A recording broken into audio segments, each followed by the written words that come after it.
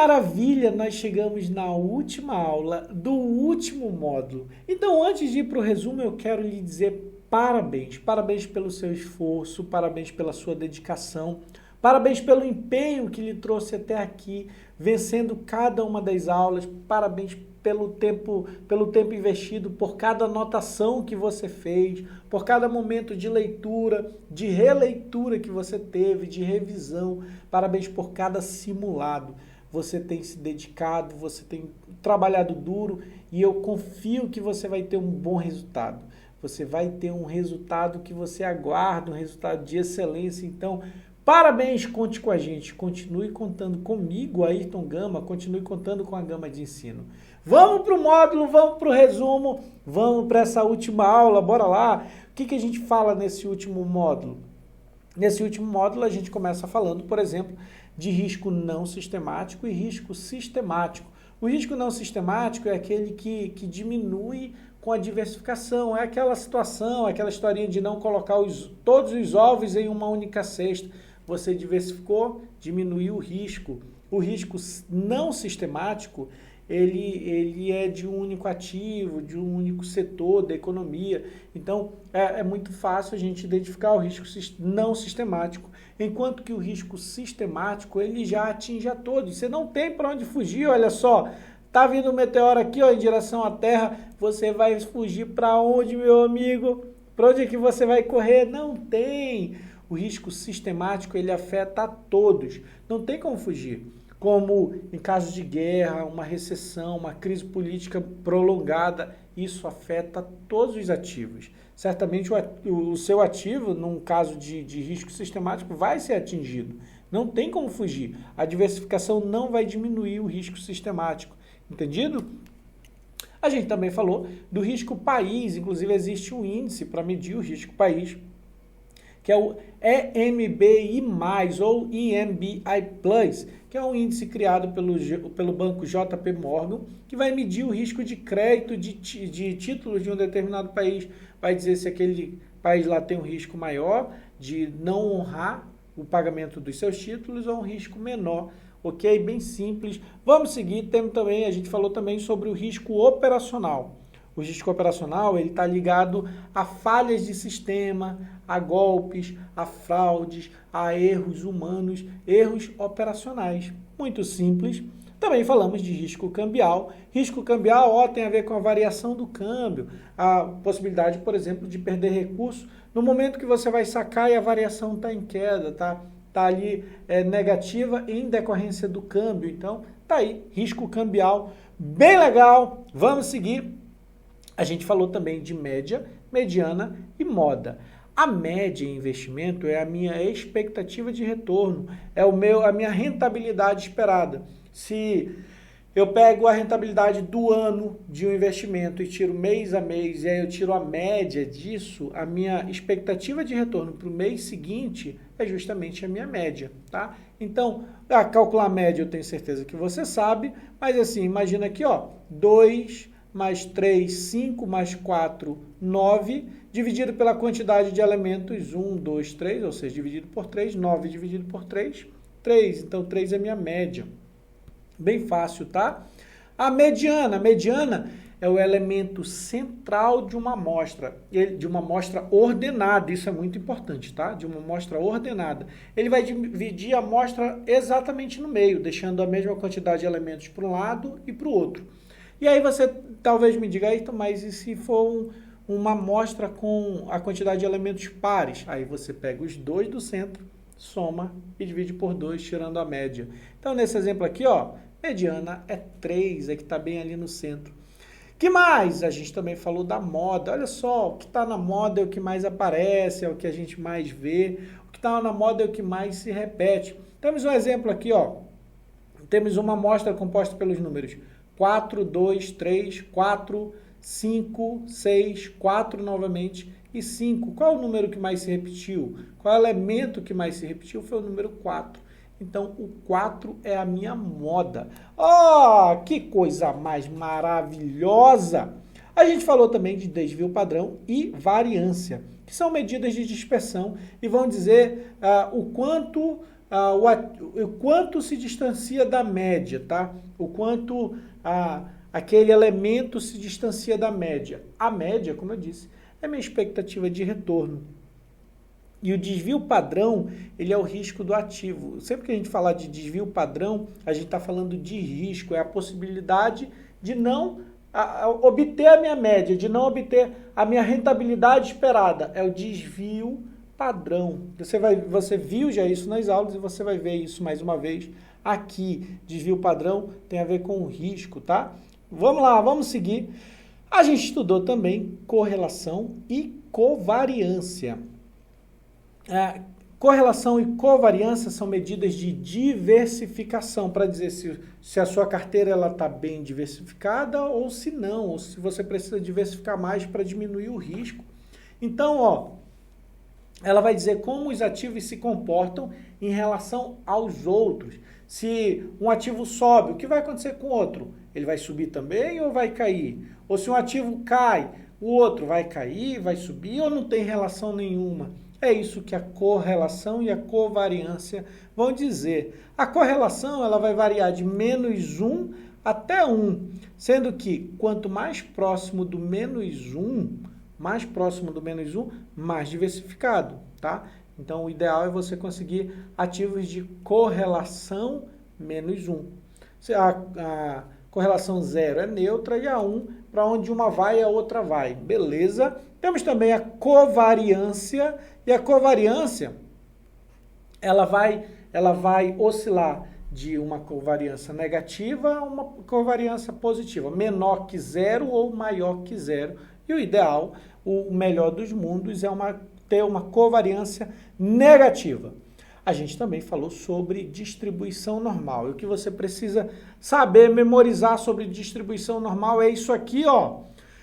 Se em relação à média, eu retiro de um lado um desvio padrão e acrescento do outro lado um desvio padrão, então, menos um desvio padrão de um lado e mais um desvio padrão do outro, a minha probabilidade de alcançar aquele resultado é de 68%.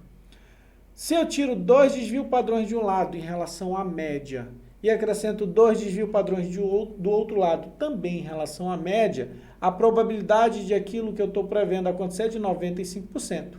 E se eu retiro 3 desvios padrões de um lado em relação à média e acrescento 3 desvios padrões do outro também em relação à média, a probabilidade de aquilo acontecer é de 99%.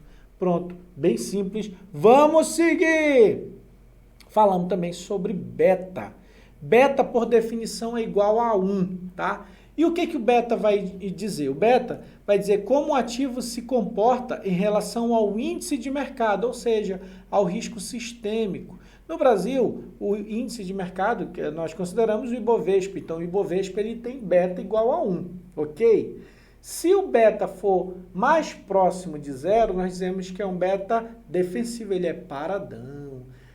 O que isso quer dizer? Que se o Ibovespa, nesse exemplo, o Ibovespa sobe, ele sobe também, mas sobe um pouquinho menos. Se o Ibovespa cai, ele cai também, mas cai um pouquinho menos. Isso é o beta defensivo.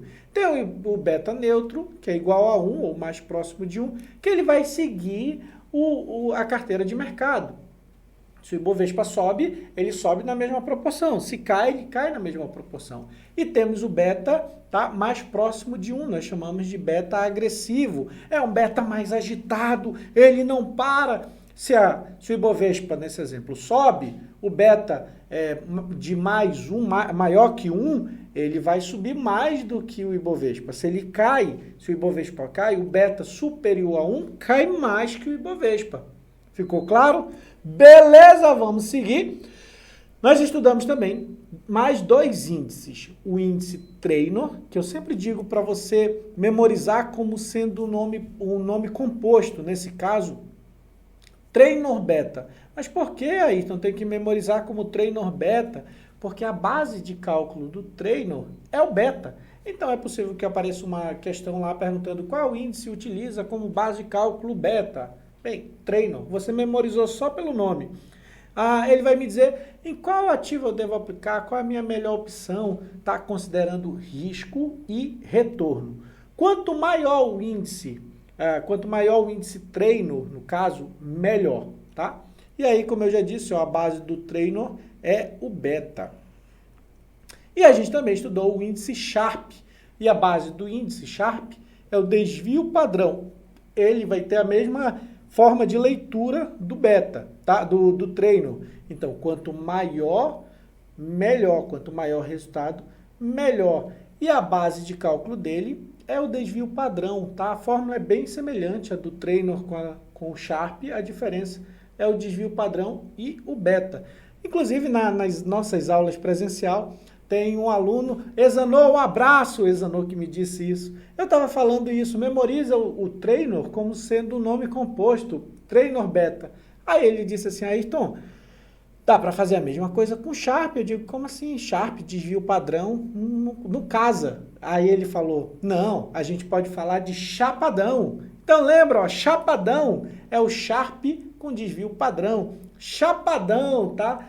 O Sharpe utiliza o desvio padrão como base de cálculo. Tá aí, ó, chapadão. Grande abraço, Exanor! Vamos lá, vamos seguir. A gente também falou sobre duration. Olha só, duration bem simples. O duration tem a ver com prazo, tá? O prazo médio ponderado da carteira, mas tem a ver com prazo. O que você precisa levar sobre duration para a sua prova? Tá, duration, uma carteira, um ativo sem cupom, que não paga juros periódicos, sem cupom, o duration é igual ao prazo, simples. O prazo é 12 meses, o duration é 12 meses. O prazo é 2 anos, o duration é 2 anos. Sem cupom, duration é igual ao prazo. Se o ativo tem cupom, é um ativo com cupom, então o duration vai ser menor que o prazo. O prazo é 12 meses, o duration vai ser menor. O prazo é 5 anos, o duration vai ser menor se tiver cupom. Então, memoriza isso, que é bem fácil e você vai conseguir resolver algumas questões com isso. Outra situação, mais duration, mais sensibilidade, mais risco, mais retorno. Menos duration, menos sensibilidade, menos risco, menos retorno. Bem fácil, bem fácil. Então, ó, chegamos assim ao final dessa primeira etapa. Não, Ayrton, não acabou, tem mais. Calma, respira, que tem mais. Vamos lá. Falamos também sobre rentabilidade. Rentabilidade observada é a rentabilidade passada. Já a rentabilidade esperada é a rentabilidade futura. É aquela rentabilidade que eu espero. A observada é a que já passou. Rendeu tanto. Essa é a rentabilidade observada. Rentabilidade bruta é antes do imposto de renda e rentabilidade líquida é a rentabilidade após a dedução do imposto de renda. Rentabilidade absoluta é só de um ativo e rentabilidade relativa é quando é comparada com outro ativo. É relativo, é comparado com outro ativo. Opa, ficou fácil, mas temos mais. A gente falou ainda sobre o VaR. O VaR, ele vai dizer a minha perda máxima com um certo grau de confiança específico e em condições normais.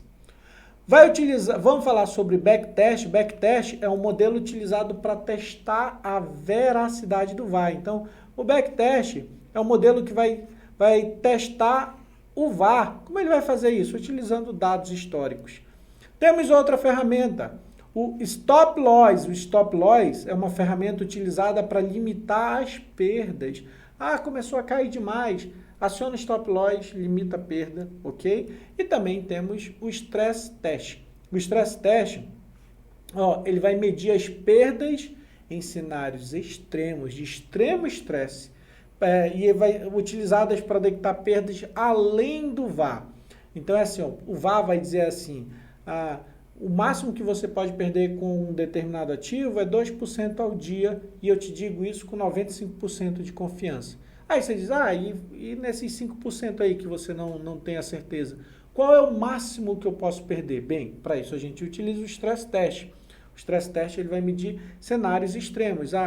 Em cenário extremo, em cenário apocalíptico, você vai perder, por exemplo, 10% ao dia. Essa é a perda máxima. São perdas além do VaR. Bem simples, bem simples. E para finalizar, agora sim, para finalizar, nós também estudamos sobre a Tracking Error. Tracking Error é o medidor de aderência. Ele vai medir quão aderente eu estou ao meu benchmark. O quanto a rentabilidade está errando em relação ao benchmark. Track erro seria erro de faixa, né? Então, ó, o quanto eu estou errando a faixa da minha rentabilidade. Ele não tem nada a ver com rentabilidade, tá? Não vai dizer, tá dando um track erro muito elevado, quer dizer que está dando muita rentabilidade. Não.